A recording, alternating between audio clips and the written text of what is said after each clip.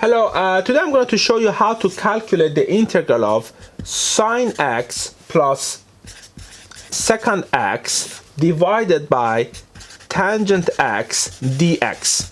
Okay, so you can rewrite this integral as integral of sine x divided by tangent x dx plus integral of secant x divided by tang x dx. Okay, this divided by that plus this divided by this. Okay, so therefore you can rewrite this as sine x divided by, instead of tangent x, I write sine x divided by cosine x dx. Okay, plus instead of secant x, I write 1 divided by cosine x divided by, instead of tangent x, I write sine x divided by cosine x dx. Okay, therefore this one will be equal to integral of this sine will be out, basically cosine x dx plus this one, the cosine will be out, the integral of 1 divided by sine x, which is